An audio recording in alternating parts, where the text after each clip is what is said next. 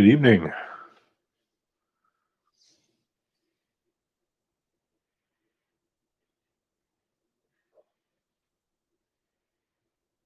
Good evening. Canada. How's the Great White North?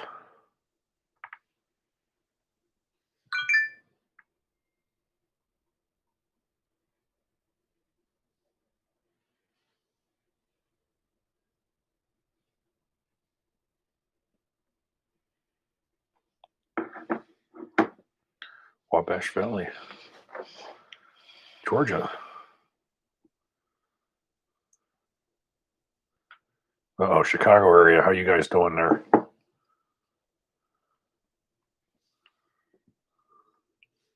you're staying safe. Hey, Steve. Kansas City.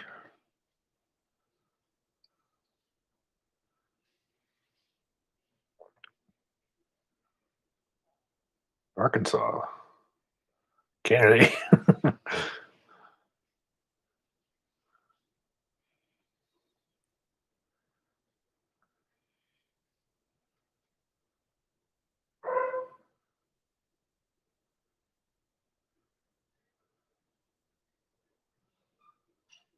Still alive in Portland, thank God.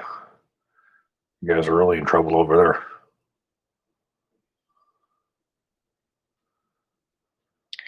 Okay, I think we're going to get started. And I'll open it up to questions earlier today to the newsletter and to Facebook. To those that would like to make a donation and start off the chat, I have 5 questions here. And then once I get through those, we will start grabbing questions from the chat. If you would like to make a donation, you can go to smallarmsolutions.com. There is a donate link on there that you can attach your question in the comment section, and I have my phone, and you'll get priority over the rest of the questions that are being asked. You can also hit the $sign and do a super chat. Either way, we're happy to have you here. We lost an animal this week, so we are not in the best place mentally, but we looking forward to a nice distraction tonight. Yes. Kirk is up first. He said that a client gifted him a Ziploc freezer bag of Sig P226 magazines. When he returned home under better lighting, he discovered that these gifted mags, there were 11, were all demarcated 357 Sig 40 S&W. I have several P226s, but only 9mm German and American. Is it feasible to convert a 9mm or just buy new, assuming I do not trade the mags off, as well, assuming I don't know this word. Or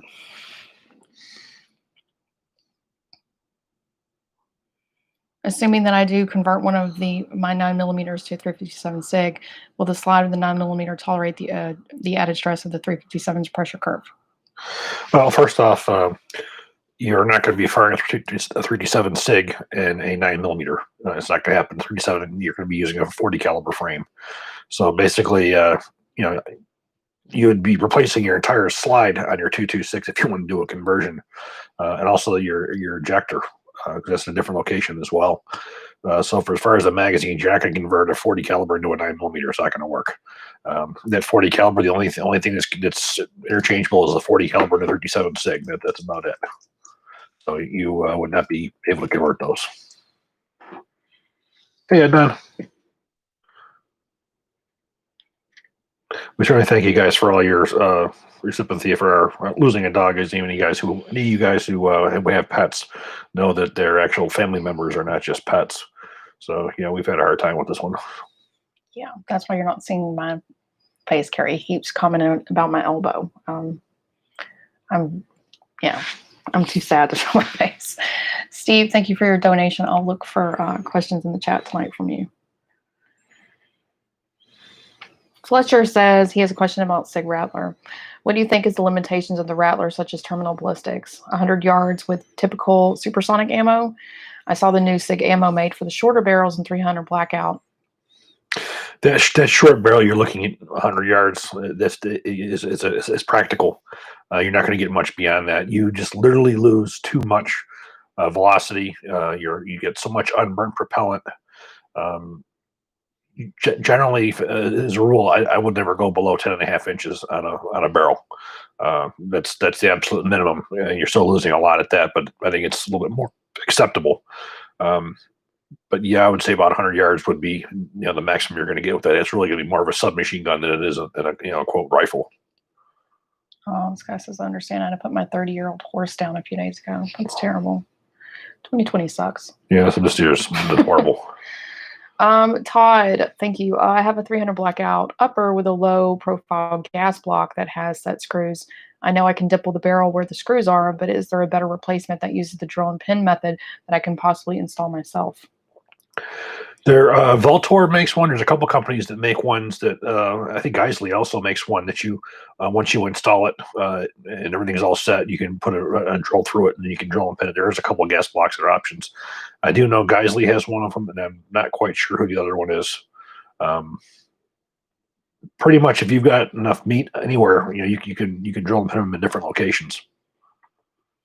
Anatoly, on my Colt carry handle, the rear sight swivels, but it springs back. Is this normal, or is there a way to tighten it to stay in place? No, that's completely normal. Also, if you ever get some free time, can you look into who the manufacturer is on a Colt mark barrel with an R stamp under the handle guard?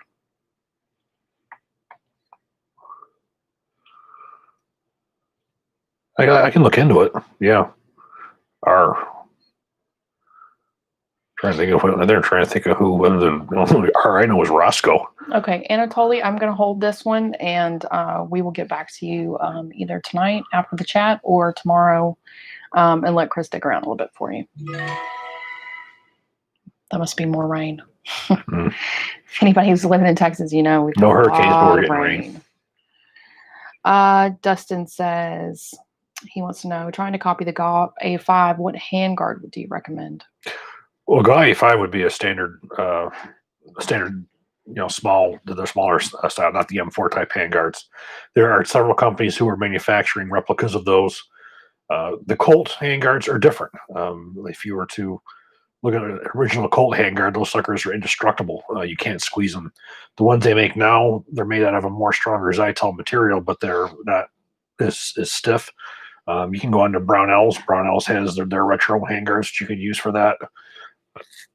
That'd probably be your easiest bet right there. Sean said, sorry about your dog. I've been super busy. I've been crying like a little girl if something happened to my troublemaker.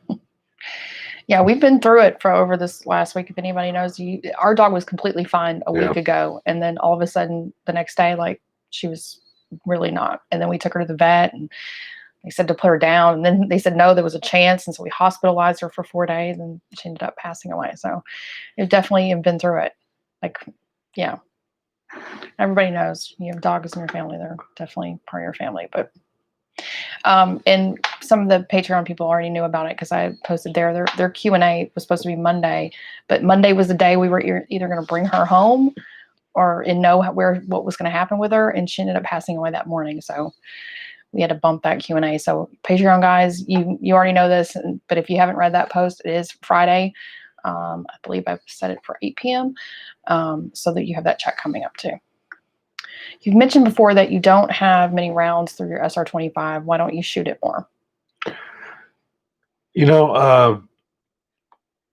Ever since I got my Armalite Super SAS and my LMTs, I just don't have the interest in as much as in that SR25. The SR25 was one of the original ones.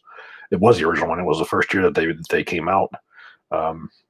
That one, there's also one that I've always done the big fire 5 rounds and then clean the barrel and all that kind of stuff. So basically it was a whole day ordeal to go out and fire a couple boxes of ammo through it. I don't know. I just, once I got the Super SAS and then of course the LMTs, I just totally lost interest in it. The other guns, they performed just as well. They weren't, the collectible like that one, really was. I don't know. I just have other rifles. AJ says, bought all of your books, highly recommend. And are there any new books coming soon? Well, many of you know, since Blake passed away at collector grade, it's been a little bit difficult getting Black Rifle 2 copies. They were very low, and I was able to get some. I have some that are going to be ordered. The order is being put in tomorrow. So I have right now a pre-order if you would like to add in for a signed copy of Black Rifle 2. You can email me at hbartacci@smallarmsolutions.com. I'll also type that in for you to make it easier. But I'm submitting the order tomorrow. It's kind of a quick thing. As a distraction from the dog being hospitalized, I decided to set all this up and get going on that. And it's $95. That includes shipping. And let me know if you want a personal inscription. Otherwise, it will just be signed. But yeah, I'm putting that in tomorrow. We already have quite a number of people who want it. And I have very much working on Chris about Black Rifle 3. The nagging has officially begun, so you guys can pick me for that. Because yeah, it's going to take quite a bit of nagging to get him started, but I think I'm starting to wear him down a little bit. But we'll have to get a new publisher, and since Collector Grade is no longer doing any more publishing, so there's that. And I will be looking at printing armor's manuals on our own outside of Amazon. As you guys know, Amazon is the only place that you can get them, but I might produce some myself so that Chris can sign them and send them out, because I know some of you have requested that. So in my grief, I've been working on. Let's see. Will HKS's new owners sell more to the commercial market than in the past? I don't know. The problem with HK has never been orders. It's just a simple fact is their prices. If HK really wants to get out of their mess, they're going to have to lower some prices down to make their stuff affordable. HK USA has been manufacturing a lot of military guns as well, rather than not just commercial guns. So it remains to be seen what change in their business structure they're going to do. What buffer weight is needed for the SOCOM heavier 14.5-inch barrel? H2. Okay. Differences between the M16A2 NOS barrels and FN-made M16A4 barrels. We have an A&G marksmanship team that might have to rebarrel our clapped out A2s if we can't get M4s. Well, first off, the barrels that you're getting from the commercial off-the-shelf FN barrels are not the same as the U.S. government ones. Many of the barrels that you're finding coming out of FN are going to be the Colt hammer forged barrels, which is not what the U.S. government takes. You're going to be able to take a look at the markings on them, and you're going to be able to see. You'll see the way that they're marked. If it's a government barrel, it's going to have FN MP1/7 NATO. What you're going to be finding on the commercial ones is it's going to have the stylized FN, and it'll have probably the 5.56 1/7. They're not the same barrels. For as far as A2 barrels are concerned, I don't know who's making them anymore. Basically, you're probably going to end up buying A4 barrels with the F-mark front sight bases and using shorter. You have to really dial down your front sight post. If you're able to get commercial off the shelf, I'm sure there's places where you can even find Colt A2 barrels still. Ken Elmore out at Specialized Armament Warehouse, he usually has a good stock of A2 barrels. You're certainly going to be paying for them. But if you're not going to be worried about the big U.S. government spec, the actual government issue, I think Carl Lewis Machine Tools even making 20-inch barrels now he does not do the F-bar front sight base either. That would be more A2. But yeah, the standard A2 barrels these days are pretty hard to come by. People just aren't making the 20-inch barrels as much anymore. I have a couple questions here from the What Would Stoner or Do rifle. So we're just going to combine them since they're basically the same thing. Somebody's basically asking if you think it's crap, and somebody else is saying, what would be the perfect What Would Stoner Do rifle? I think the What Would Stoner rifle do that they came up with, I mean, nothing wrong with it, but I don't think it's what Stoner would have done. As I said, if you look at Stoner's his career, he was totally dedicated to 7.62 NATO. He was not in favor of the 5.56 or the small caliber at all. He did go with light, but he didn't go lightweight enough that it would compromise the integrity of the gun. Where I think if you look at what would Stoner do rifle using that polymer lower receiver, Stoner wouldn't have done that. When Stoner was making lightweight guns, he used the aluminum to lighten it. He did not use the plastic. So I don't believe he would have done that. I believe he would have done something and more to his AR-10. If you look at the first thing he did when he went to work with the Reed Knight, what did he do? He didn't go to work on another AR-15. He went to work on building, you're bringing his AR-10 back as the SR-25. That's what he always wanted to do. So I believe what would Stoner do? He would have done another version of his AR-10 that was updated. Back to the question about the difference with the M16A2 barrels and the FN made barrels, and the marksmanship team, that one. Yep. Follow-up is this will be fed long ordered barrels via DoD. Sorry for the confusion. National Guard marksmanship teams. So old A2 barrels in stock in the DoD system versus FN A4 barrels in the DoD logistics. Well, the FN barrel, there's no reason you wouldn't be able to use the FN barrel. The only difference between the FN barrel is still the same as the M16A2 barrel. The only difference is the front sight base. You have the F-mark front sight base on the A2. Nothing to say you couldn't knock that front sight base off, slide out an A2 front sight base, re-drill and pin it. Basically, what you do is you get a little bit larger of a drill bit, and you have a slightly larger pin that you would put in so it wouldn't come loose. So any 20-inch 1.7-inch, A2, A4 barrels is the exact same. The barrel, there's never been a change to it. It's only been the front sight base. Zach, who's saying he already owns Black Rifle 2, wanting to know if he can send it in for a signature. Absolutely. The P.O. box should be in the description box. If you still need it, you can also email me at hbartacci@suppliermsolutions.com.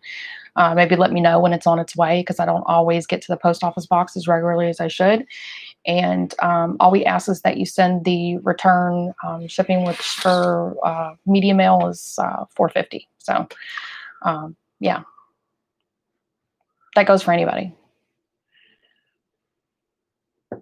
And then just let me know what you wanted to say. Have you ever had a chance to test the headspace on a Wolf A1 upper? I've read that sometimes it does not close on a go gauge. Never had a reason to. I've had two Wolf A1 upper receivers, and both of them shot perfectly. So I've never bothered. I never had a problem. And generally, that would have been done by Wolf at the factory when they build the things, because generally that's how it's done. They should be tested at the factory. What do you think of Diamondback ARs? Very much. I didn't really know too much about Diamondback until about 4 or 5 years ago. I was approached by them with Small Arms Solutions. One of the things I do is armors manuals, operators manuals for other companies, and they needed armors manuals for both their DB15 and DB10. So okay, so see, I'll do the manuals for you. So they had sent me models, every model that they have in both the DB10 and DB15. Well, as you're doing a manual, you're taking everything apart down to the last part. So you're having the opportunity to look at the parts that are made up. And as I was going through the guns, I was, wait a minute, these receivers are very well made. The barrel, the bolts, bolt carriers are very well made. Found out that they make most of this stuff in house. So I was very impressed with the way the stuff was machined and the way it was made. So after completion of the manuals, I say, I'm going to keep the rifles for another couple of weeks, and I'm going to do a review. So we did 2 reviews, one DB10 and one DB15 series. So at that time, it was all the models that they had, and started shooting them, and they were damn good rifles. Not with any of them, even ones that I had taken apart and put back together for the manual. Everything worked 100% accurate, reliable, very, very well made. I had asked them that I wanted one of the rifles for my collection, because I did the work for them. So I said I wanted one of the 308s. So I asked for their basic 308 with the M-lock handguards, the 16-inch barrel, and so I got one of those. They even laser etched Small Arms Solutions on it. It was pretty cool. And I've taken that out, and I've got several hundred rounds through that, and not a single hitch. It worked beautifully. Right now, I just got one of their DB15s, and we're doing the 2-part series on buying ARs on a budget, basically guns under $1,000 that you can get that are good quality guns. And I just got one of their DB15s and to put into that. So this is a company I definitely would highly recommend. It's a company that again, I didn't know about them really until they approached me to do those manual work, and I was extremely impressed. And I definitely had no problem recommending any of them. I mean, they make probably one of the most reasonably priced, high quality 308s in the AR-10 market. Everybody remember to hit the like button for tonight. Thank you. Tony wants to know, do you think the ejection pattern is overhyped? I'm not saying it's not important, but it seems like folks are stressing it too much. I'm just a hobbyist. Um, the only time where it's really a problem is if those cartridge cases are hitting you in your knuckles, on your hand holding the handguard, or if they're really landing around 5 o'clock, 4 o'clock, where it's it's showing that there's an issue. It's showing that there's too little gas or too much gas. It's more of a diagnostic tool if you're having problems. It's certainly acceptable to have brass going at 2, 3, 4 o'clock. Ideally, it's generally around 4 o'clock for properly gas. But you'll see a lot of carbines, and a lot of carbines now are over gas because you know everybody's complaining that they need to work with that the cheap wolf ammo that has low port pressures, so they have to open it up. So traditionally you're seeing guns that are over gas other than what they would normally be because of people wanting to use that crappy ammo. Man Brown wants to know, which suppressor would you recommend for the British LEI 29A1 by LMT? I use Silencer Co. In fact, right here. This is my. I get confused with the names. This is my Omega 300. I've been using these for the last 5 years. There's a lot of good suppressors that are out there. Certainly we'll say that. I found something that really works well. I like the guys over at Silencer Co. I know them for many years, and that's primarily all that I use. I also do use some of the Jomo from Atlas Defense. I use a couple of his a 9mm, and I use his 22, his Pilum.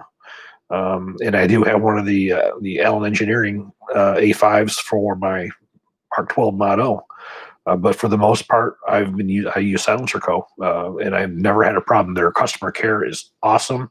I've just had of the 4 that I have, I've sent 3 of them back over the last 6 months to have maintenance gone over it, to have them checked out, to have things tightened up, to have them cleaned up and everything. And there was no charge to do that.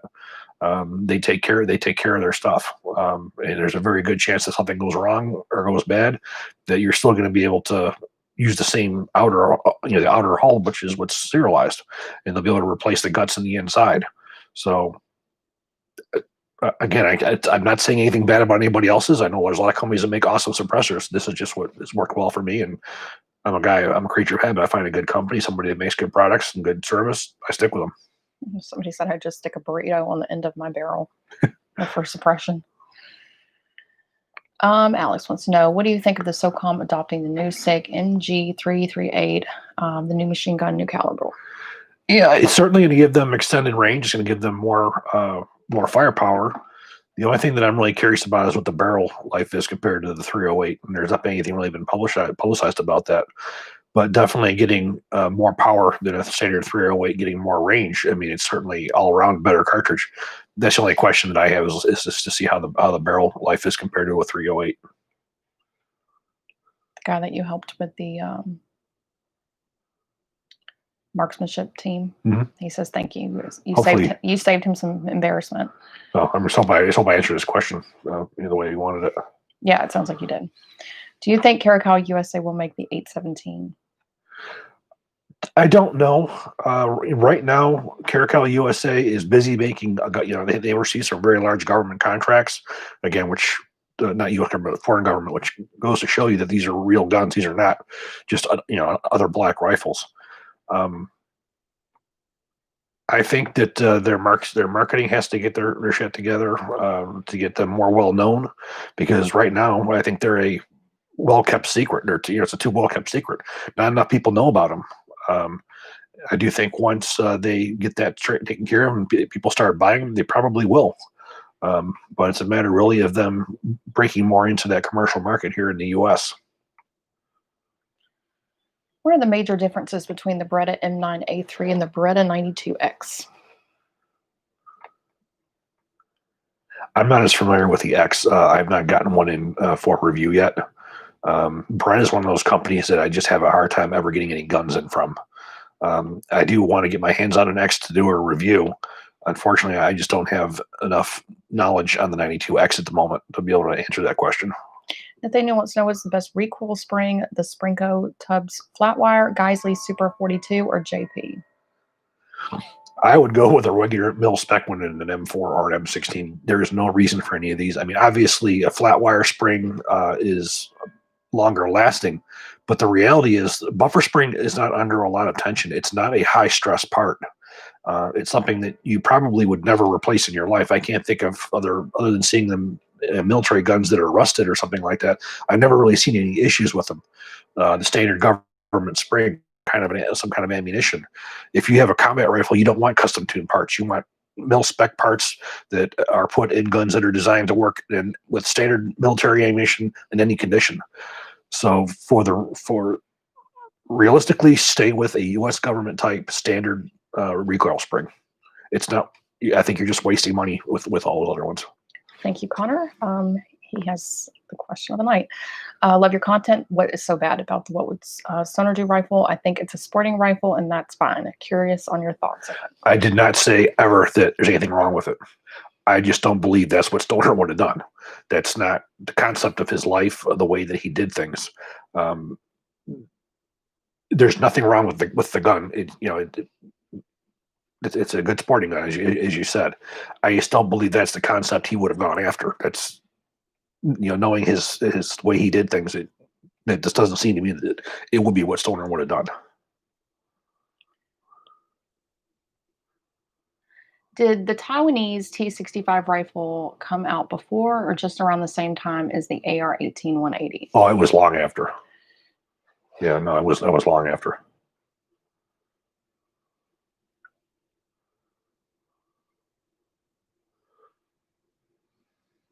The LMT New Zealand rifle versus the Caracal 816.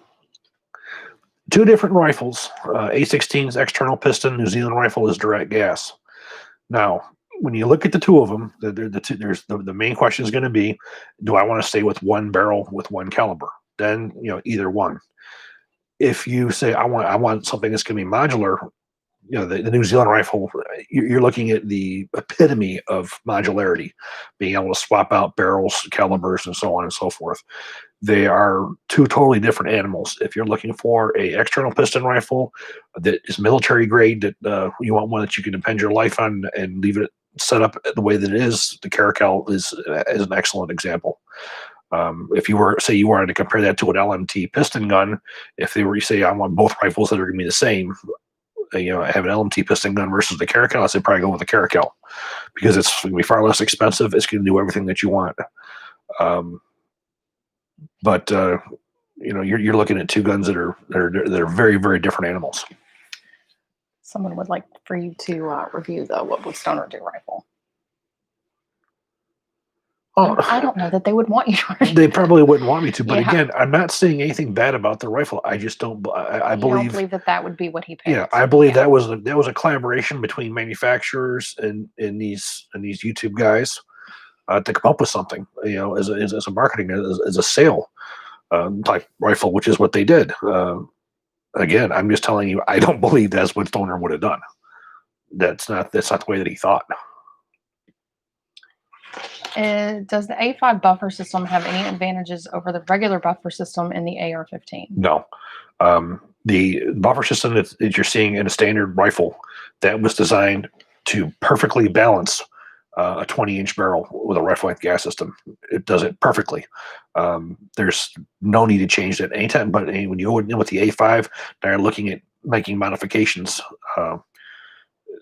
The original barrel, original buffer, and all that stuff that was designed to optimize the system. So no, if you're using a 20-inch barrel, there's no reason for an A5 buffer or A5 stock if you had no problem with the fixed stock. Wouldn't change it at all. I'll let you take a drink for a second. I'll remind you guys, you have, I believe it's 8 more days to get in on the patch order too on Teespring. That's there. If you can't find it, just email me. Everybody does. And I'll send you the link for it. We also do have new shirts. I'm sure you've seen Chris filming them. The pieces measured in distance is our personal favorite. It was something that we collabed together and came up with.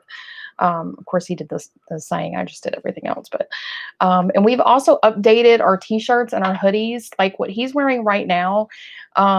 I know a lot of you guys have bought the t-shirts and stuff. They're better than before. The resolution and the quality of the logo being printed is like night and day different.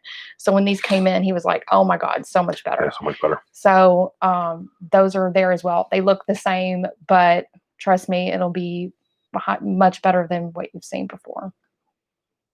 Like, you get a chance to breathe in there for a second.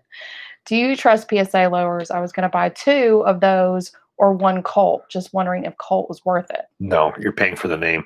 Palmetto State Low, every one that I've seen, and I've seen a few of them, and I have one sitting right next to me. There's absolutely nothing wrong with Palmetto State Armory's lower receivers. 775 T6 aircraft aluminum, type 3 hard coat anodized. Machining is very well. There's absolutely nothing. Colt, that's an investment.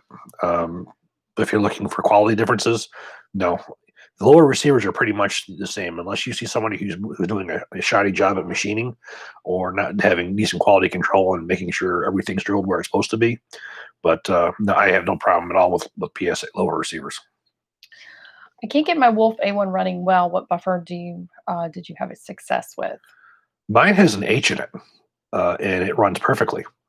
Get a hold of Wolf if you're having problems with it.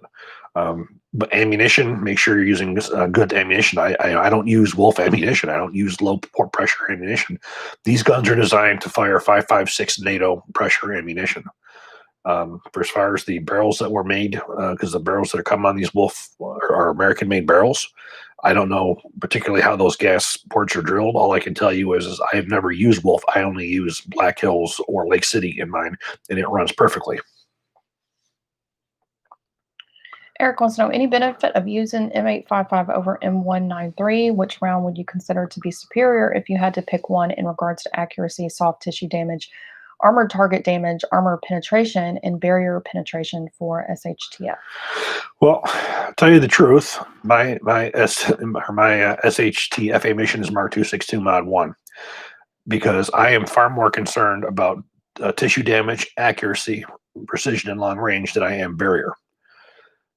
The military's been trying for years to find one cartridge that does it all, and it doesn't work that way. If you want it to do better tissue damage, you suffer penetration. If you want penetration, you suffer tissue damage. So trying to find one that's both. Now, for as far as M855 versus M193, for penetration, obviously the M855 accuracy, longer range, the 62 grain bullet in general. For as far as terminal performance, the M193 is a better terminal performance. It's been proven over and over again. That's one of the problems that led up to the M855A1 was problem with terminal performance because it's an overstabilized cartridge with a penetrator core. It affects accuracy. Quite frankly, if you could get your hands on a Hornady 62 grain full metal jacket, yeah, I think you'd be far better off than both of those. If you went with a standard full metal jacket in both of those and next to the penetrator core. The penetrator core, that was designed for a belt-fed machine gun. It was not designed for a rifle.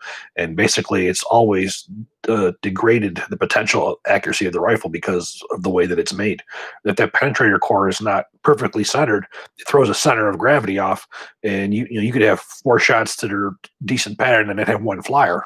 That's just because of the way that was made. And the military has seen a whole global war on terror time after time, inconsistencies in it hitting thin, malnourished Taliban and Al Qaeda. It was very inconsistent, which is where the Mark 262 came in. It didn't have that yaw dependency like the other one did, and it performed beautifully every time. So I guess you got to figure out what's more important to you. Are you more concerned about terminal, or are you more concerned about penetration? But if you could have another option going with a 62 grain full metal jacket, you would be better than either one of those. What's your opinion on Hornady 75 grain tap ammo? It's an excellent cartridge. For some reason,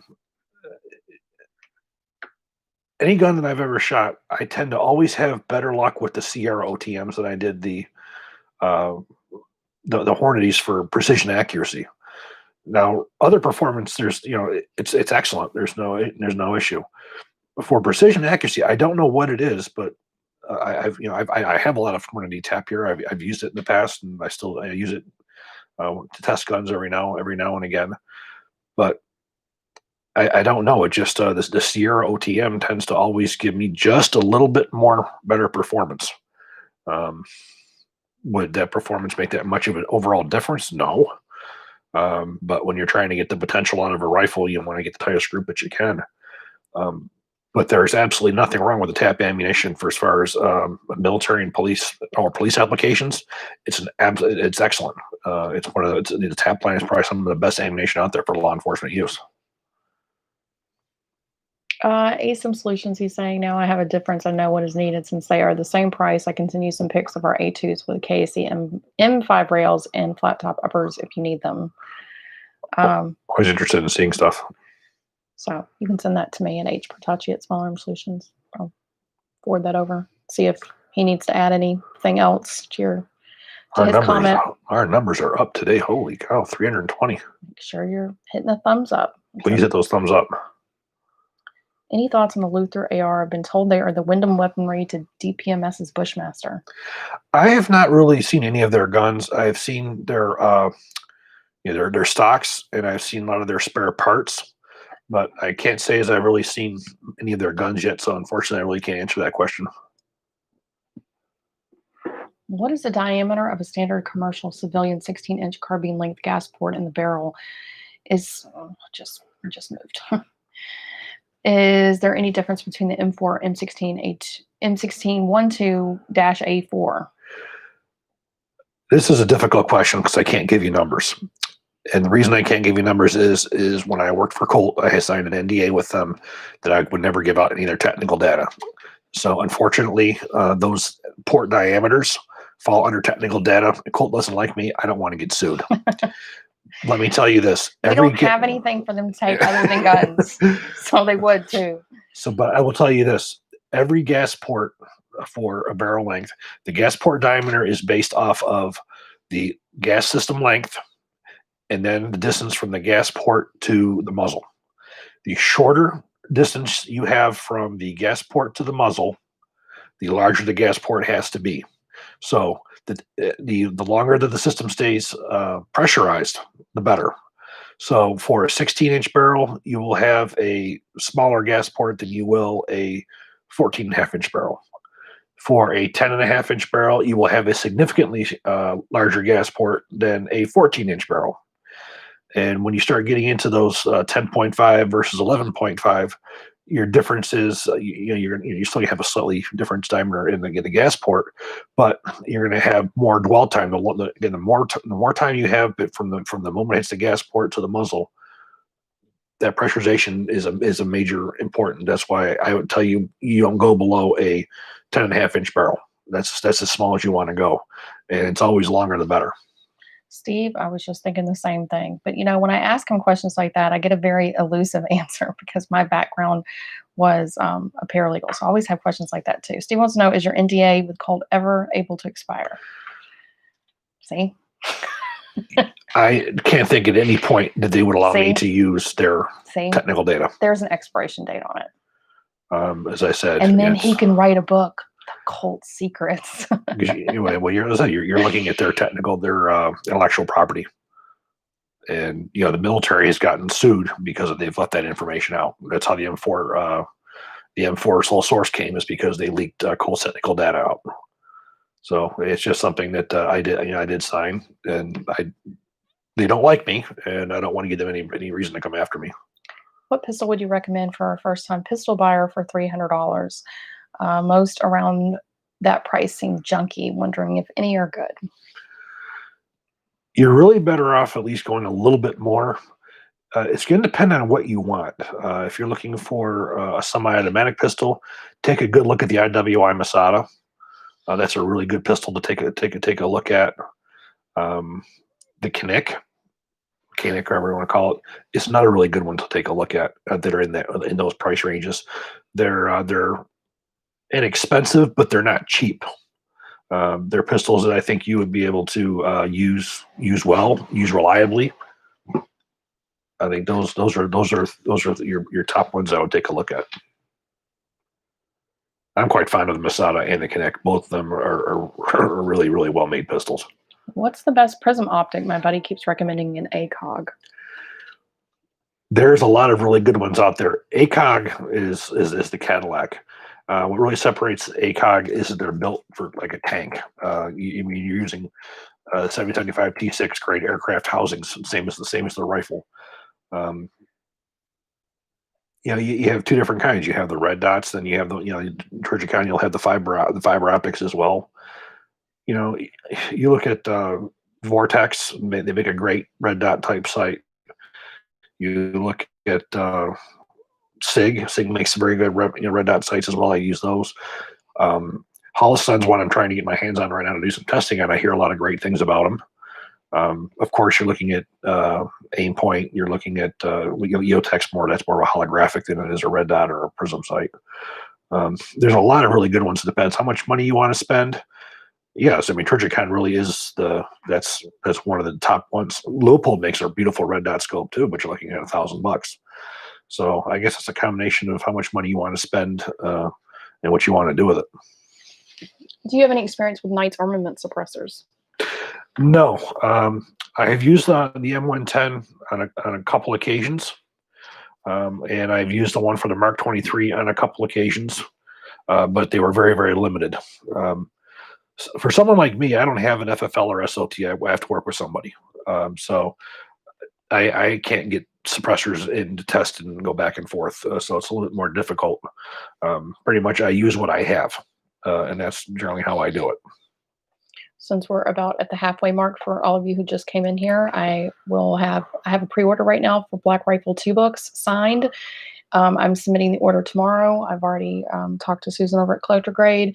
She is waiting for my final number. I will not be ordering any extra.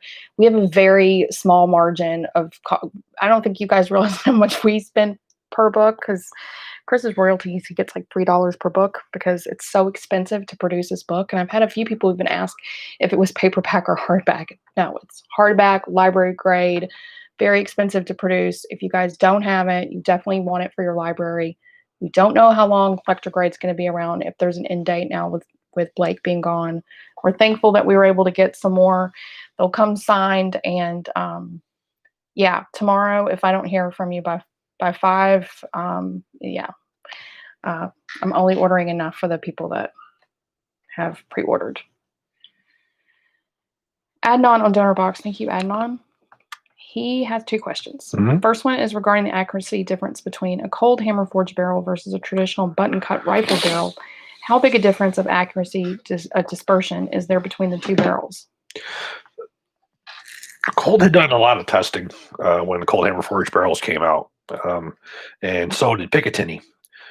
It was Picatinny, Rock Island. Well, actually, Rock Island, not Picatinny. There's a gentleman there. His name was Lauren Brunt. He was the M16 M4 project manager. Forever. He's gone now, but back then he was. When Diamondback started producing cold hammer forged barrels, Colt Defense or Colt Firearms Division, they offered them to the U.S. government. When the U.S. government looked at them, they found that the accuracy of the new Colt barrels was better than the Colt hammer forged barrels, and the reason they said that was because of the sharp leading edge that was cut by the button. So they would never allow Colt hammer forged barrels to be able to be used. So many people who've done the testing that I know, and I know who do it well, who have done it right, claim that the accuracy with iron sights, you won't see it. With a regular combat sight, you won't see it. It's more of a bench precision that you'll see it. You'll see it generally be slightly better.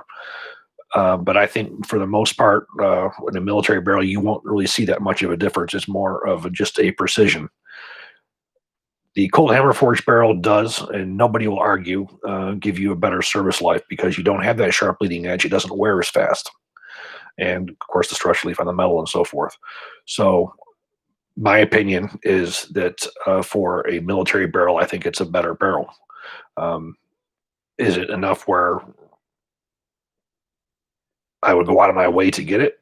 No, there's nothing wrong with a properly made Colt barrel. It's an excellent combat barrel, and they're super accurate for a military gun. But it's a very slight difference. The real difference that I think you're going to see is that it's going to be in the longevity of the barrel, especially a military barrel. The second question is about the 4-bolt design on the AR-15, AR-10 handguards without using a barrel nut. I have been noticing more prominent companies using it, such as Daniel Defense, Savage, and etc. But was it first created by F&D Defense? Say that again. The whole thing? Yeah. About the 4-bolt design on the AR-15, AR-10 handguards without using a barrel nut. I have been noticing more prominent companies using it as such.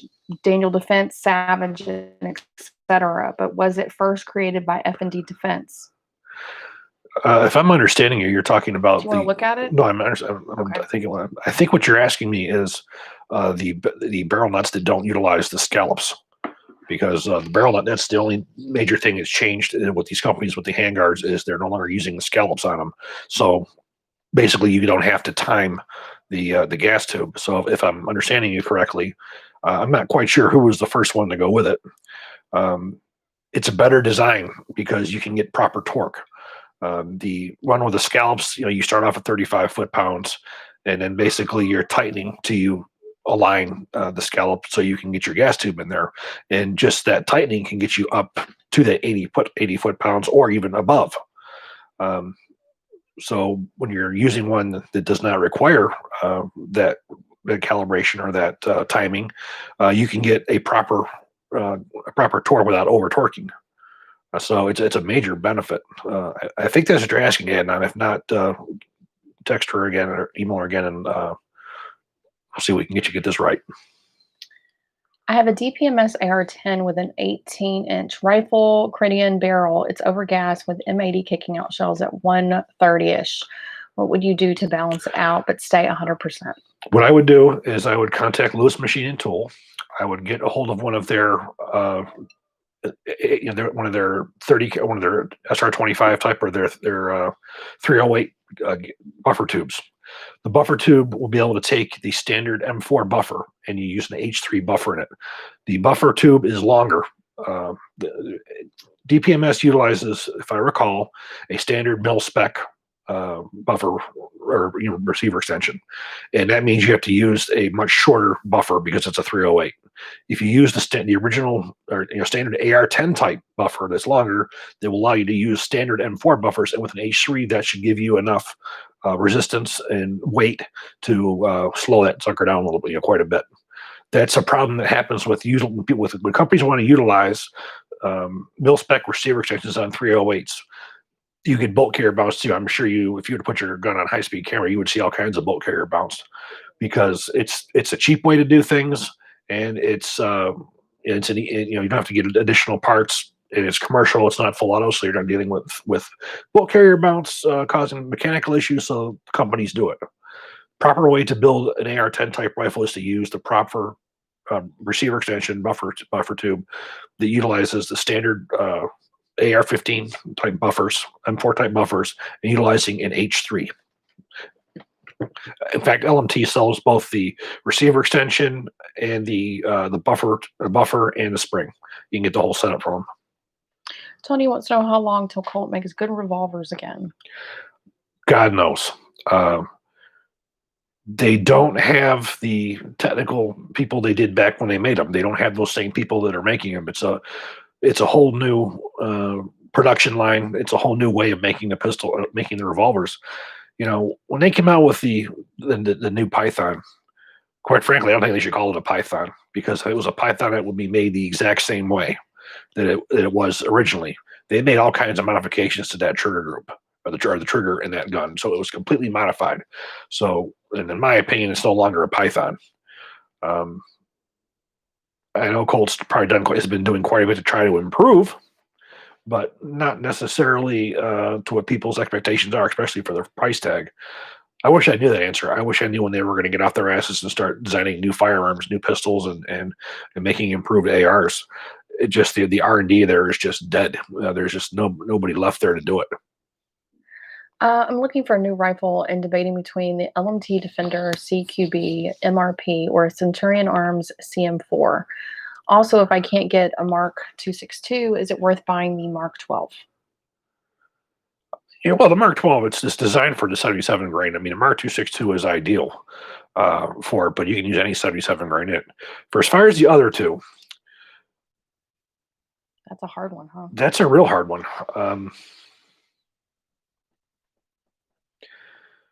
Centurion, you're going to get a Colt Hammer Forged barrel. LMT, you're going to get a machine gun grade barrel. You're going to get the cryo treated barrel. So your barrels are going to be very, very similar.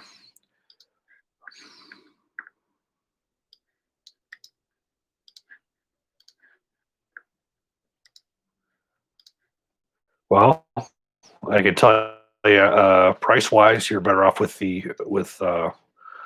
Centurion, and you can even get a discount with our codes on it. That's a hard one because when you look at them, when you go with the Centurion, you're already going to Well, get. you have to give an answer. He wants to know which one. See, I'm the one here to help press.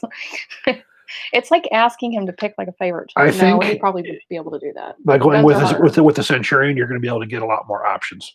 You're going to get from LMT in either an MRP configuration or a standard patrol rifle.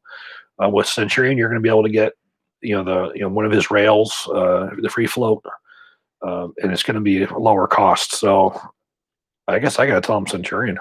Use our code too, and you'd be able to save yourself some money. Brian said, just say you can't go wrong with either. I know it's You like can't. picking between your children, but that's why I said I was like pick it, and then I was like, no, wait, he probably could pick between some of our kids. I think he could easily be like, no, this one. I got a Centurion behind me, and I got LMT to the left of me. I mean, it is hard, but looking at the money and looking what you get, I think the Centurion, well, plus your LMT, you're going to have a hell of a time getting things from right now too. But I think you'll get more options for less money. Centurion is going to be one of those companies that it's eventually going to be at that level where it's going to be really hard to get stuff. Yeah. Because he really respects money and what he does over there, and it's like the guy was a SEAL and everything. It's like he puts out incredible shit. Well, put the codes in there anyway, just because if you are looking and whatever you decide, obviously, we do. That's one of the 3 places that we actually have codes for, and that's Centurion because we stand behind their products. So there's 3 separate codes, but if you're looking for a complete rifle, it's SAS rifle. You get 3% off a complete rifle. But it sounds like at least you haven't narrowed down to 2 good guns. A Geisley Super 42 spring H3 buffer. Is this appropriate for a 10.3 inch, 0.070 inch gas port barrel? And he said, God bless you. Thank you very much. I have to tell you that my experience with the Geisley braided spring has been negative. I had put it in my Mark 12, my Mark 11. No, my Mark 18. Mark 18, and I was having short stroking issues with it. It is entirely unnecessary and unneeded to have a braided recoil spring. You're adding weight to that spring that throws off the timing of the way that rifle is supposed to be designed. I don't believe it's worth the money, and I believe it's probably going to have more of an adverse effect on your gun than it is to give it any kind of a benefit. And for as far as the buffers are concerned, you should not be using an H3 in anything unless you have basically a extremely heavy barrel. Colt, the only gun they've ever put an H3 in was their IAR because of the extreme heavy barrel. Unless you have a very, very over-gassed barrel or one that's improper gas port or whatever, you shouldn't be using it. But I really think that spending the money on the Geisley braided spring is not worth it. I mean, as I said, I've had bad luck with it with a couple different guns. So, and again, it's not necessary. The buffer spring is not a part that's under that much strain. Is there any difference between a UTG generic quad rail or a KC quad rail? As far as I know, a quad rail is a quad rail. That's like a tongue twister. Basically the same thing. A quad rail is a quad rail. What Knight sells commercially is the same thing that they sell on their own guns. I particularly like quad rails. Everybody tells me that's really 1990s thinking of me, or 2000s, early 2000s thinking of me. I still do like the quad rails. Just picked up a Colt AR-1582 with the government restricted roll mark. Told it was a police trade-in from the 90s. Did most regular officers not have select fire during the AWB? Cops shouldn't have select fire anyway. Very, very, very rare would you ever see a patrolman with a selective fire rifle. For the most part, working with Colt and working in law enforcement as I did, working with SWAT teams as I did, um, SWAT teams, depending on the jurisdiction, some would allow selective fires and some wouldn't. But very, very rarely did you ever see a patrol rifle that was selective fire. Even the star guns, the A1s that went from our military to law enforcement for patrol rifles, 90% of those they pulled out the full auto guts and put in semi-auto guts. Very, very, very rare. And even with a lot of SWAT teams, they couldn't justify it. They would go with the shorter barrels, but they couldn't really see too many reasons why any police officer or SWAT guy would need to use a fully automatic weapon. So yeah, it's pretty rare. Okay, scroll up here a little bit.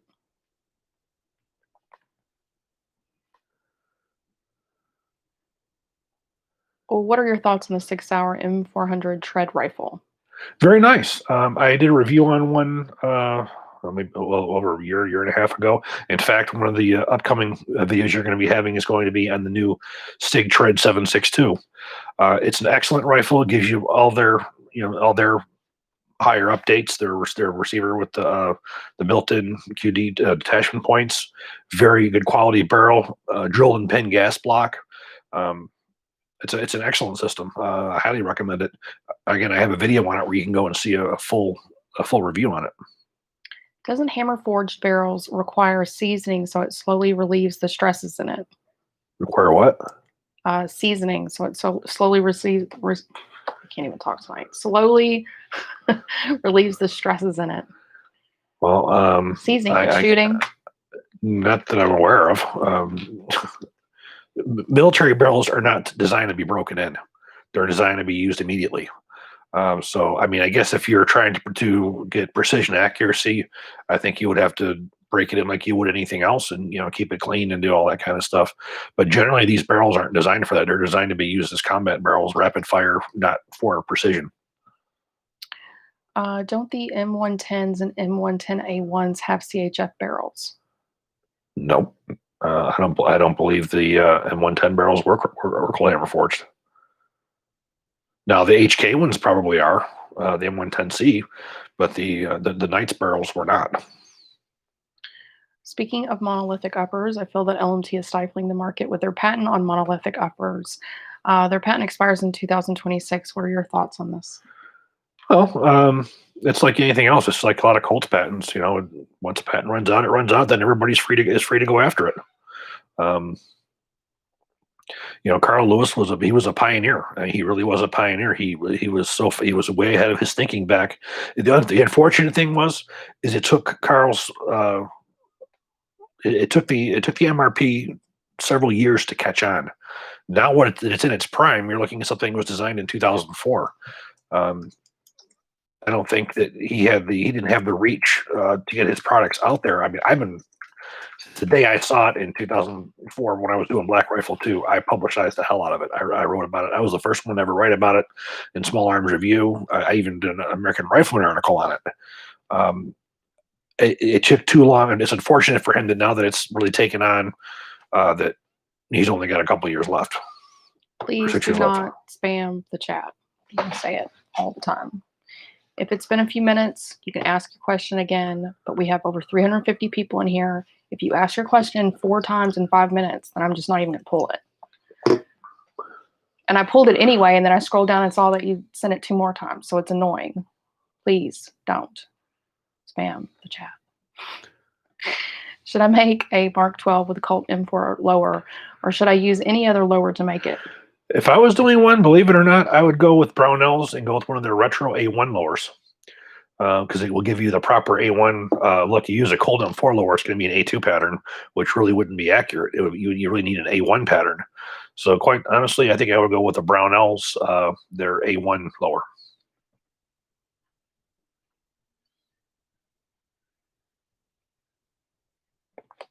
What do you think is the weakest link in the AR system? Magazine. Um, the magazines for Somebody said the retainer pin. well, the retainer pin, that's weak link is the fact that it can be lost. And I can tell you, I've told companies for years when I see them coming out with enhanced bolt carrier groups, how can you have an enhanced bolt carrier group and not correct that issue? You know, HK corrected it on the HK 416 M4 or HK M4. They corrected it. I think Paul Leitner Weiss did it on one of his as well. Carl Lewis on his Estonia contracts, he made that change. He's got a captive firing pin now on that one, which I hope he carries over to the rest of his line. Yes, but the magazine's always been the weakest link, and that's because of the cheap aluminum magazines with the feed ramps. I think the other thing was too is the magazines were never understood. The magazines for the M16 were designed by Stoner to be disposable. They weren't designed to be used over and over and over and over again. So they're overused, and that's why they're a disposable commodity for the U.S. government. I think with the invent of Magpul, HK high reliability magazines, and some of these ones, that problem has very much been corrected. But for many years, I think it was the problem with the magazine. The system is solid. That's a big change. Would be the captive firing pin retaining pin. That would definitely be a big deal, and also changing over to a much more durable a gas ring set rather than those beer can gas rings. Should I make a Mark 12 with a Colt M4 lower? Where did that one? Oh, okay. How's the quality of the PSA Geisley 10.5-inch CHF pistol uppers? Also, how much of a difference is there between a 10.5 and 11.5-inch 5.56 barrel? I have not used their 10.5-inch barrels. I have used their 16-inch, and the barrels are excellent quality. Now, 10.5 versus 11.5, like we discussed earlier, if you'd heard, we're talking about the amount of time that the system is pressurized for reliability. Just that those extra inches or so, after a couple inches, allows your system to be pressurized enough where you don't have to have a larger gas port, which means that you're going to be getting a slightly more time for that cartridge case to contract so it can be extracted easier. So 11.5-inch barrel, more reliable than a 10.5-inch barrel. 14.5-inch barrel, more reliable because the more distance you have from that gas port to that muzzle, the more time that you have for the system to pressurize, more reliable that it's going to be. I would recommend the longest barrel you're willing to go with. I would recommend an 11.5-inch over 10.5 if you're willing to do it. It certainly will be a more accurate. You're going to be introducing less gas into the system, and it's going to give you more reliable, easier extraction.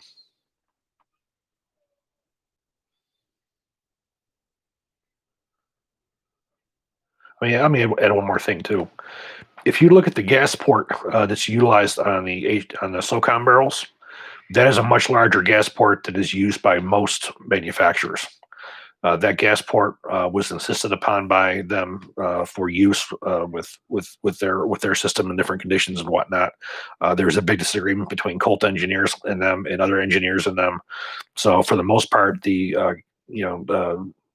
smaller gas port is used on 10.5-inch barrels or 10.3-inch barrels. What do you think about using a Voltor A5 buffer system with a 16-inch mid-length barrel or mid-length rifle? As long as you get the proper buffer with it, it's fine. You want to make sure you want to be around the same weight as an H buffer. You don't get I love this one. You won't get a response unless you pay. There's a lot of comments. I even sent a message on Facebook and they seen it and did not reply. We get questions on Instagram and Facebook and YouTube and my email and his email. There's no way. But no, we don't just take paid questions.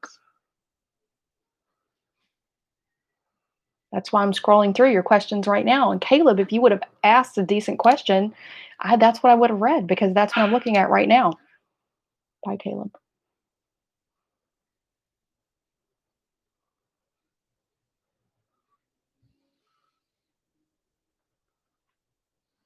There's a lot of conversations. So I'm trying to get through some of that. Does LMT finally park under the front sight base? No. That's not a big deal. It never was. that was just a different, but one of the main benefits they get around that is they're able to get parkerizing around everything. You don't want parkerizing in between the it's probably a better situation not to have parkerizing in between the gas block and the barrel. The way that mating surface is, does it make a difference? No, you're not going to have any issue with corrosion or anything like that. Can you explain the difference between cold hammer forged and button rifling? Cold hammer forged, basically what you have is a mandrel, and the mandrel is basically the shape of the chamber, and then when it comes down, you'll probably have about that much of the rifling. So like you'll have 6 lands and grooves.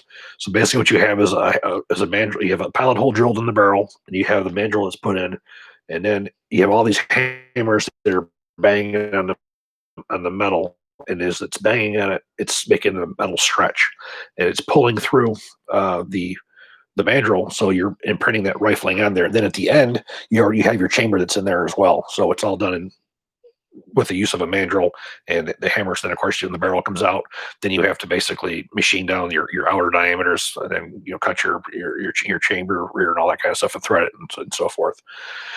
So basically, you're not machining the same way that you do a regular. Now, a button cut barrel, you have a pilot hole, and then you have a little button. It'll have the 6 lands and grooves on it. And basically, it's pulled through the barrel, and it cuts your lands and grooves into it. So basically, you have a sharp button. You're going to get sharp lands and grooves. Of course, you replace the buttons every so many barrels. The mandrels, you replace them so many barrels too, but the rifling is put in with the mandrel versus having it cut separately with a button. The material is much stronger. The stress is much different. It's much better on a cold hammer forged, but you don't get that sharp rifling. You can look up on the internet. You can see a lot more, much more detailed than what I'm giving you. I'm giving you sort of a basic. Do you think the Army will actually adopt a 6.8? Don't know until I see them actually start cutting purchase orders. I'm not going to get too excited over it. They've been trying to replace the M16 for the last 60 years, and they haven't found anything that does significantly better. For them to do that, there's going to have to be a drastic increase in effectiveness. The problem is your military is trying to look for a gun that will work in both mountainous environments and in close quarter battles. You don't have something out there that will do both. You either have something that's light recoil and lightweight, that's you can maneuver, and you can fire rapidly and full automatic controllability for close quarter battles, or something that you can take out a target at 700-800 yards. Those are 2 different weapons platforms. You need to basically know what area you're going to be in, your area operations, and go with that. I don't think that as long as we're using metallic cartridges, I don't see any reason to switch to anything right now. I don't think we're going to see much of a benefit by going with I think you have a 6.5 or a 6.8. I saw a 5.45 upper for sale the other day. Almost bought it on a whim. What are your thoughts on a 5.45 on 5.45 uppers? They certainly work. There's no issues. The problem is now the 5.45 ammunition is not as common as it used to be. It's a little harder to get a hold of. Now, I will say Hornady now offers reloading dies and brass, so you'll be able to reload for it. It's a cartridge that's just it's a little more rare. You have to keep ammunition more in stock for it and buy it more in bulk. It's just not as common. I love the cartridge myself. I don't have it in AR platforms. I have AK-74s. But I know several companies who made barrels for them. They've done very well. In fact, my good buddy, if you guys remember Sons of Guns, if you remember Vince Buckles, I was out there. I did one of his courses to build AKs, and he loved it. He had a full auto set up with an AR at 5.45 work great. He loved it. So there's certainly nothing wrong with it. It's just really the ammunition issue. We have a question on Donor Box. They put in their donor name as Waterburger. Literally, your donation will go to Waterburger. So, Chris, what would using a Gemtech Halo 5.56 suppressor on an 11.5-inch Colt Commando with a standard unmodified gas system damage the weapon? The Gemtech Halo is designed to mount to an A2 flash hider. I'm considering this type of suppressor for limited use to reduce noise and flash in confined spaces out of the 11.5-inch barrel. Great channel and content, and thanks for all you and Heather do for the 2A community. I don't think you're going to do anything. Thank you, by the way. I don't think you're going to have any problems with it. If you can, one of the things I would recommend if you can is go to Gemtech and pick up one of their adjustable carriers where you have a suppressed and an unsuppressed setting. That'll make a big difference for as far as your reliability by cutting that gas down with such a short barrel. Because when you have such a short barrel like that, you're over gas to begin with. So you're having a high cyclic rate because of a short barrel, especially if you got some round throws, you have gas pore erosion, and then adding additional pressure from having the can. So I think having an adjustable gas system on there to decrease that would be a major benefit to you for the longevity of the rifle. Again, it's Gemtech. They have it's a bolt carrier that they have that has just a little lever. You just switch it like that for suppressed to unsuppressed. They work excellent. In fact,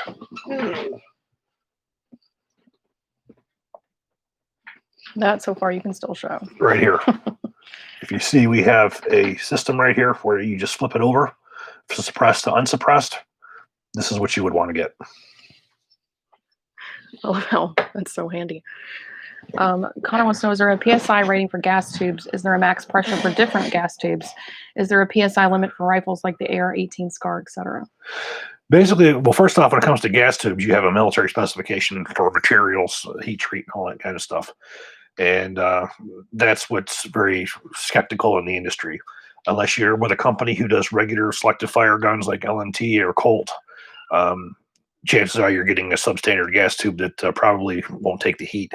When you're making guns that are semi-automatic only, you don't have that same requirement. So it's not a PSI. Basically, it's a heat issue. And for as far as what you're talking about with the PSI, that's based off of SAMI specifications, NATO specifications, or CIP specifications. You'll have there's two different pressures that we look at. You look at chamber pressure and you look at port pressure. Those are the two that you look at. And there is a range limit for both of those, and that's set up on the cartridge, not on the gun. The gun has its ratings, and those are within the SAMI, CIP, or NATO specifications. What would Stoner would think of a caliber changes? Well, again, he was a 30 caliber guy, so I think perhaps he probably would have got off on the 6.5 Creedmoor. I think because you're still maintaining that same full powered cartridge with the benefits. But again, most of the guns he designed were 7.62 NATO until he was told to by the Air Force to do a small caliber. Then, of course, once the 5.56 became standard, then of course he had to do 5.56 for his Stoner 63 and other weapons. But again, when he left and he went to work for Reed, what was the first thing he did? He had nothing to do with the SR-15. His whole work was the SR-25. How do I fix a light primer strikes from just chambering around? Well, that's normal. You have a free-floating firing pin. It's not a light primer strike. It's just the inertia from the firing pin going forward. There's nothing wrong with that. That's military primers are hard. That's not an issue. That's normal for any kind of a weapon that has a free-floating firing pin. Jake says, what's the bird hunting like in Texas? He's a conservative stuck in California. He's thinking about moving to Dallas to find a real job. I'm not really a hunter, so I wish I could. I can't wait till that. He only likes to shoot people or target shaped like people. I shot my AR the other day and used 55 grain Hornady VMAX 223 at 100 yards and had keyholing. My son's AR did not keyhole. Both are 16-inch barrels. What would it be, the ammo or gun related? What's what bullet weight? 55 grain Hornady VMAX 223. That'd be the barrel, because if you were firing, say, 77 grain in a 1-in-9 or a 1-in-12, you'd have keyholing. But for a 55 or a 50 grain, no, something wrong with your barrel. Or they can also be something on your crown. You can have a damaged crown on the muzzle. Is the Sig MCX the current pinnacle of semi-auto, full auto design? I think it's an excellent design. I think it's one that takes the best of several different worlds. I definitely think that it's probably one of the top ones in the world right now, to say the least. Um, I wouldn't say it's a new industry standard. I would definitely say it's a very innovative type of a rifle that has a lot of potential. 18-inch barrel, 6.5 Grendel. What buffer weight should it be? Depends on what type of a barrel that you have. That's for RTAC and daughters. For the most part, an H to an H2, depending on the barrel weight. If you drill and pin a gas block on a nitride barrel, will it rust? No. Every barrel is, with some exception, is drilled and pinned and it's put in raw metal. There's no finish underneath that, so I don't think it'll make a difference. I mean, if you look at the Colt barrels, you have a final manganese phosphate barrel. They slide the completely manganese phosphate front and side base on there. They slide it on. They put it in the fixture, drill both ways, just knock the pins in. There's no finish in there. I don't believe so. What do you think of the MCR upper, the AR-15, making it belt fed? And he says, thanks for everything you guys do. Thank you so much, Danny. It's a gadget. We had the Aries out there, and then we had the Fight Light one I saw at SHOT Show. It was interesting because it fired from the closed bolt rather than the open bolt. It's something they've messed around with from the beginning. I mean, Colt back in the '60s was messing with a belt fed version. It never really went anywhere because it's designed as a lightweight rifle. It's not designed. I mean, you have to redesign that barrel to be able to have it take that kind of a firing schedule. Colt's only ever designed one offensive individual weapon system. Was the only one they ever had that was a changeable barrel on an M16 type platform. Really to make a belt fed effective, you need to have an extremely heavy barrel.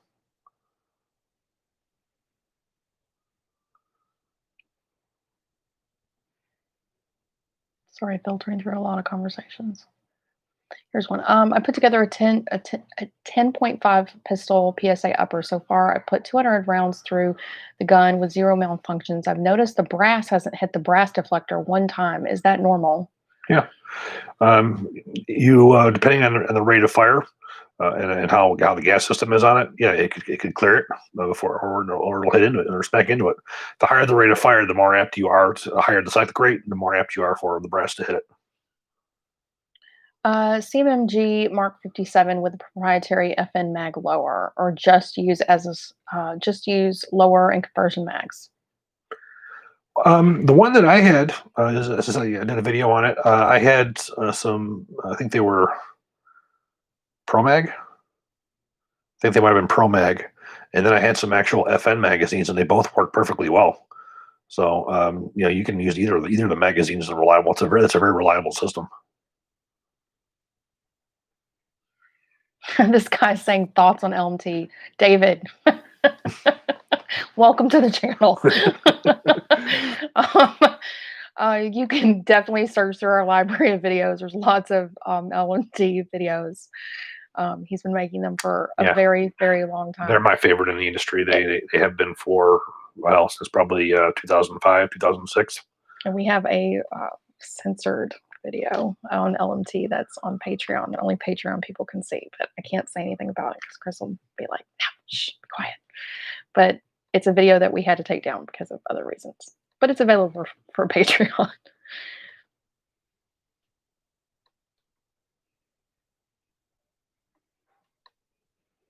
Colt overrated. Where's that?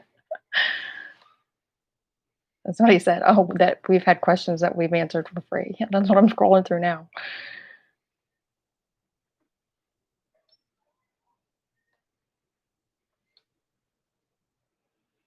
Colt doesn't make anything new because the military doesn't want anything new. That's what Sean says.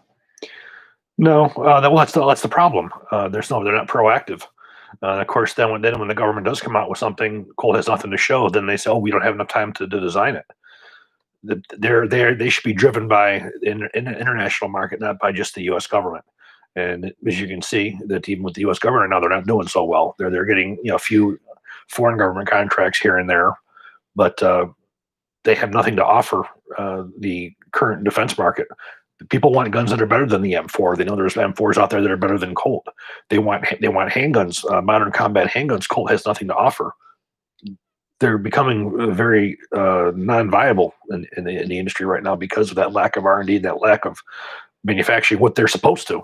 They want to keep their doors open. They have to have large scale contracts, but they're not offering anything right now to give them that. We have almost 400 people in here, so remember to hit the thumbs up button. Helps out the channel. Is it worth buying an LMT standard rear sight over a clone like a UTG rear? It's like $200 versus $20.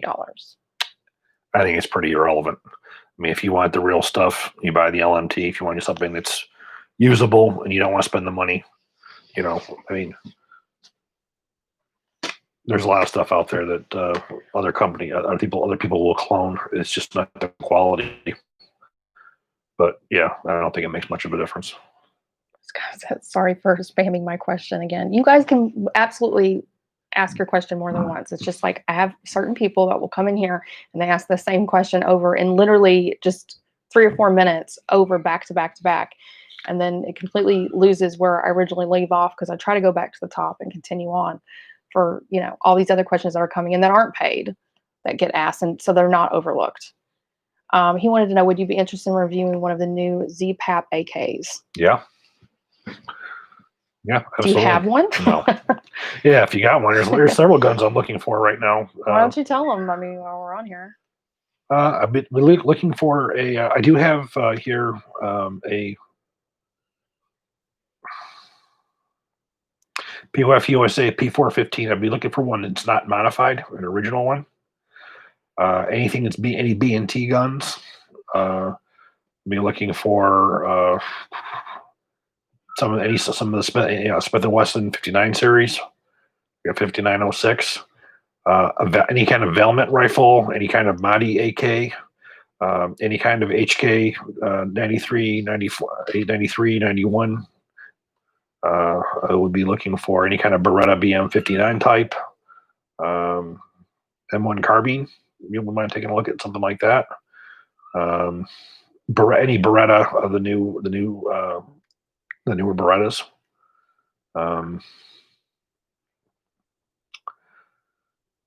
Any of the Walther, the popular Walther pistols, I'd be interested in taking a look at.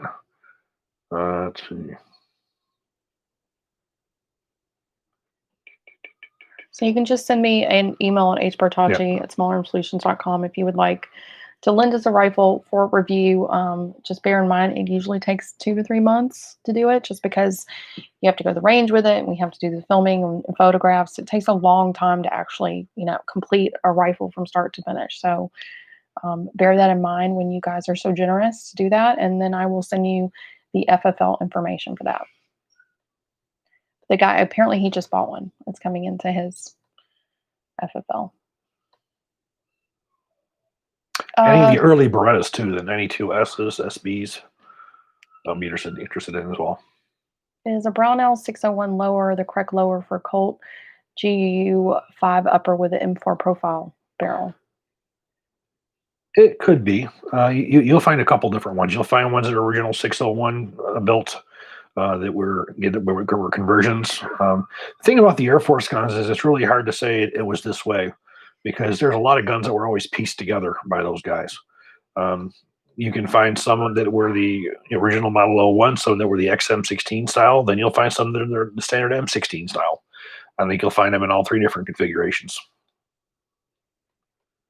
Why has the U.S. military not standardized the Mark 262 OTM? It appears to offer substantially superior ballistics and terminal performance to the XM193 or M855 projectiles. Cost. Cost is a major factor, and also the fact is that it wouldn't meet their barrier performance. That is designed as a match grade anti-personnel round. It's not. They want basically something that's going to take down mud huts and go through body armor, heavy armor and such. It wouldn't meet the criteria they set out for the M855A1. Wolf A1 or BRN 180 upper, which one and why? I would tell you the Wolf A1. The BRN 180. I had three different uppers of those. One went with the first one. There was mechanical issues, And the second two, the accuracy just was not what I was expecting. You're looking at a 2 to 3 MOA or 4 MOA gun, where an original Armalite, you're looking at 2 MOA. The accuracy just wasn't there. I don't know what it was. They work well, but that Wolf actually was giving me better accuracy performance. So actually, I'd probably tell you to go with the Wolf over that because of the accuracy issue.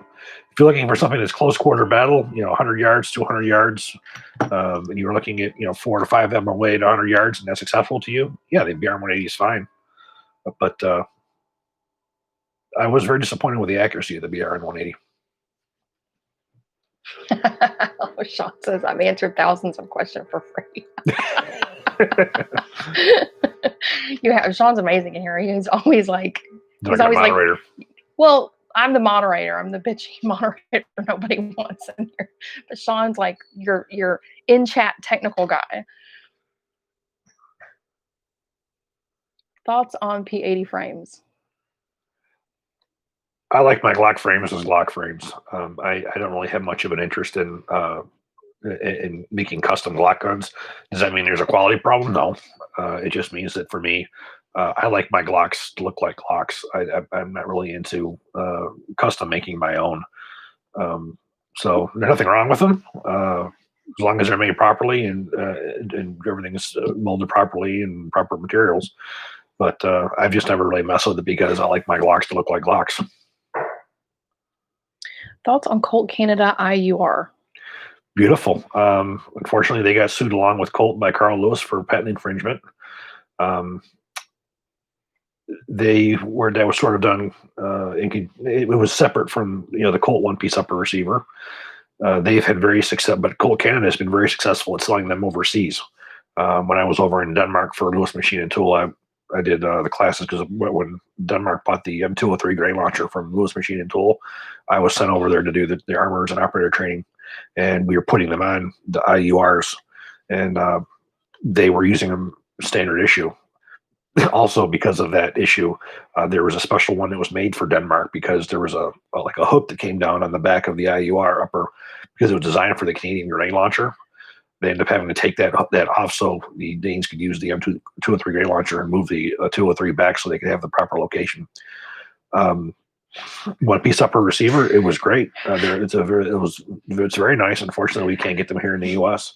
But again, they also have to have Carl Lewis's patent number on them now. What?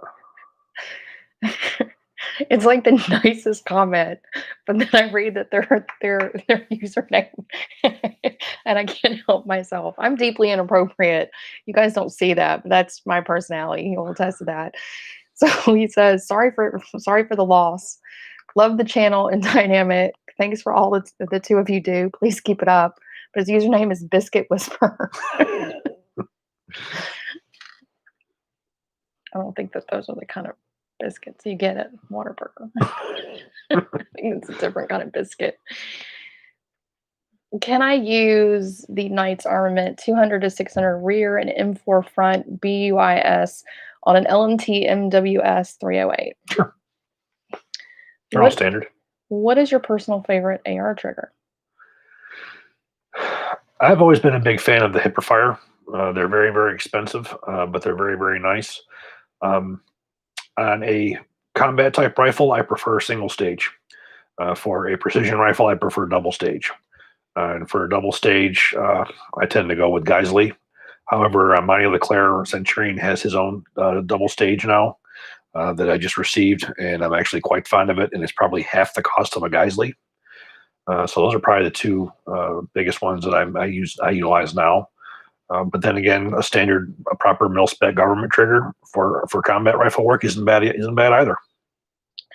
So I have something to reveal. There are times when I do skip over questions. I mean, truth be told, I skip over them because I know Chris well enough that there's things that he won't talk about and he won't answer.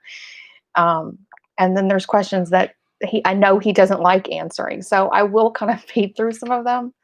And this poor guy, he's asked it a few times now. And I did see it and I did skip it because, again, it's another welcome to the channel question.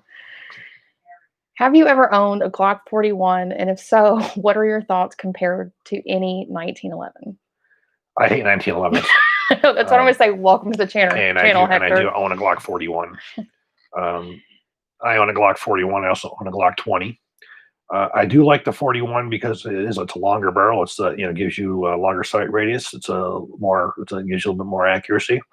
And the one that I have is an MOS, so it has I have a Trigicon sight on it. Again, I don't like the 1911. I think it's an old, outdated pistol. Why would I want a 7-shot gun that's not as reliable as a 13-shot that's just as accurate with a modern combat sight on it that's indestructible? Yeah, sorry, Hector. I did skip over your questions a few times just because there's certain things that I know that he won't. He doesn't. He hates 1911s, and it's like I don't want to go down that rabbit hole where he's insulting people that do like it. And Glock. If you must be new to the channel because he does care for Glocks quite a bit, and that's what he carries. But hopefully, he gave you some information that'll be helpful. Matt wants to know, what is your own go-to home defense weapon and why? Actually, I sleep next to a G38, which is a compact 45 gap with a Glock laser and sight and flashlight combo on it. To me, it's ideal. It's a good round flashlight with a laser. Middle of the night, so everything's all zeroed in. Works quite well. I've slept next to a Glock for the last 94 since 1995, 96. So yeah, I slept next to a Glock since 1996 or so when I first got my pistol permit when I was 21. So it's what's always been. Sleeping to me almost as longer. For as far as I have rifles and stuff too, but the rifle would in my house, rifle wouldn't be practical. I wouldn't be able to maneuver with it. I mean, I think it would be fun. Like a statement piece next to the bed for home defense. What are your opinions on Midwest Industries rifles? Also, does Geisley make good rifles? There are so many choices; it is overwhelming. The only Midwest rifle I've had so far is the Golf 5A, the one we just did a review on for the Air Force. That is the only rifle that I've done to theirs, and I have to say that rifle was excellent quality, worked perfect. All the parts were well made. I could offer you no criticisms on it. I have seen a lot of their rails in the past. The rails were awesome. Again, I can't give you anything negative on them. But the guns, I've only really seen the one. Knight's Armament URX4 machined in barrel nut versus a regular nut. You're going to spend a lot of money on anything that's proprietary to Knight's. So if you have a deep wallet and you're willing to spend the money for the Knight's products, by all power to you. The problem is when you have a manufacturer like that, there's nobody else that makes replacement parts, you are tied into them, and however long they are making that gun for, however long that they're in business, that's always a concern. Bill wants to know, what about a standard manufacturing 1911? Could you like a standard? No. One guy said, Bill, that's a $5 wasted. No, there's nothing that you could do to a 1911 that would you're staying with a single action 7 or 8 shot magazine with a less than durable link design. No, it's an outdated design. There are other designs that are far, far better than it. Glock, HK, FNX, there are just ones that if you like 45 caliber, you have a lot of options for modern combat guns that are viable. That's not one. I want to put an 18-inch upper on a 6920 lower. Do I need to replace the buffer and spring? No, I think if you were to stick with an H buffer in there, you should be fine. It tends to depend a little bit on how the gas support is on it. My Mark 12, I use a standard carbine buffer in it, and the way that one was gassed, I learned when I was in New York. I was out in a day where we were probably, I probably would say we were at least below zero with a wind chill, probably -30 something, and I was out with a SWAT team. and brought it out there. And I was having short stroking with the H buffer it was at, and I ended up swapping it out for a standard, and the rifle worked beautifully. So I ended up leaving the standard buffer in it. So that's what I have in mind. And that was because I used it in an extreme low temperature. That of course I've used it in the freaking Texas, 105 degrees, and it works perfect. So with that rifle, that was the way that it was balanced. For a rifle you would trust with your life with, do you think it's better to build it yourself or buy retail? Buy one that's manufactured by a reputable manufacturer. That's when you spend the money and you buy your Colt, your LMT, your Daniel Defense, or one of your higher end, maybe Caracal. This when you buy a rifle that was designed as a complete system. It's designed to work in all environments. It doesn't have any customized parts in there. It's all balanced to a military cartridge. I'd say the same thing to law enforcement. Don't ever buy guns that are somebody put together for you. They're putting miscellaneous parts together where your stack of tolerances are all over the place. You buy a complete rifle from a complete manufacturer who has their own technical data, who designs the rifles around standard 5.56 ammunition. Have you tried LaRue MBT triggers? They are $80. I have never been able to get anything from LaRue. I saw them at SHOT Show a few years ago, and they said they had no program set up for T&Es for reviewers. I don't have the money of a lot of these other channels to go out and buy stuff like that for review. So if they don't send me as T&E, I can't test it. And I've never been able to get anything out of LaRue for that. Are Anderson stripped lowers a compromise in a build or a great way to cut costs? Never seen them. I've never actually had my eyes on an Anderson receiver. Can I do this one? I want to put in 18 Yes. inch. Okay. I've been pulling questions so long, they're starting to run together. Any opinion on Taran tactical innovation packages, such as their Glock mods? John Wick. Sick. Again, I don't modify my pistols. There's so many things that you can do. I mean, I guess there's nothing wrong with that. I use my Glocks as a defense pistol, or as a combat pistol, and the way they come from the factory is the way they work every single time. You start adding parts to them that alters that.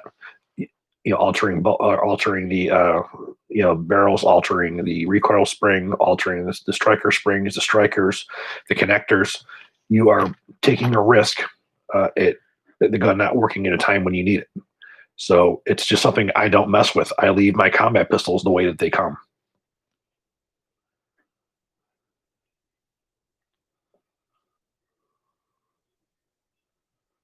It's different when you have an AR and, hey, I want to put a new stock on it, I'll put a new rail on it, a new pistol grip on it. You're not damaging or affecting the integrity of the firearm.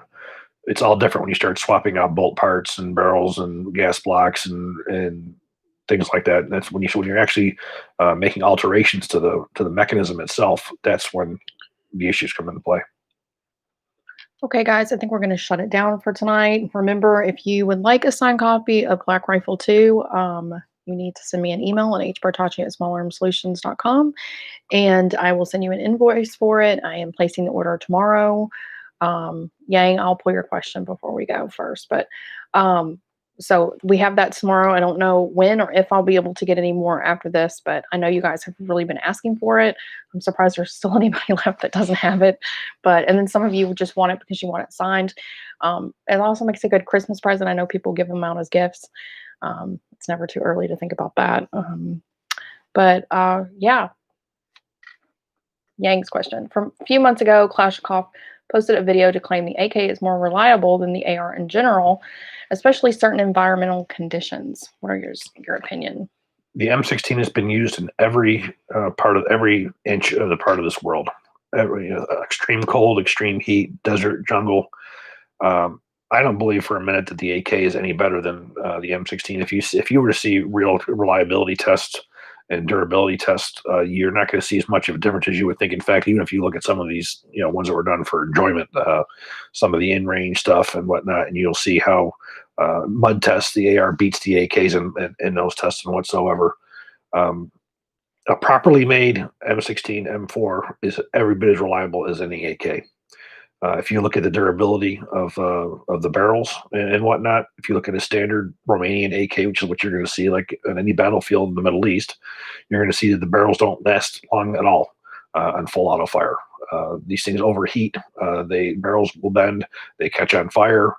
Um, I don't believe that the AK is the mecca that everybody talks about and says that it is. And if you see some of the durability tests, even on the ones that are not done scientifically at all on YouTube, you don't see the same thing. Unless you see something like when Iraq veteran he did the AK-74 video where he showed basically a Molat that was a RPK that was cut down. So you had a massive heavy barrel with the heavy trunnion and everything that fired forever, which that was not indicative of to how a real AK-74 would shoot. A real AK-74 would have crapped out long before that. Again, I'm gonna say a real M4, not some piece of some rifle that was pieced together from parts. We're talking about one that uses real military grade parts where there's control to them, and it has to go to a specific drawings, and it has that durability that you can expect. If you guys have questions outside of the chat, we do send email responses 7 days a week. Chris also sits down, of course, on YouTube and goes through constantly asking questions within the chat, but there's too many videos and not enough time. But it helps support the channel. And we just ask that you make a donation on smallarmsolutions.com. There is a donor box link there, and you can put your question in the note section and you'll get a response within a few hours. You can also send me an email separately to hpartachi@smallarmsolutions.com if you need to include photos or you just have a longer message. But there's always that. And Thank you for all your wishes about our loss. We definitely appreciate that as well. yes, thank you. It was a nice distraction. Have a good night. Oh, and Patreon people, we will see you Friday, or Chris will see you Friday. So that's another reason you can join Patreon, and you don't have me to deal with.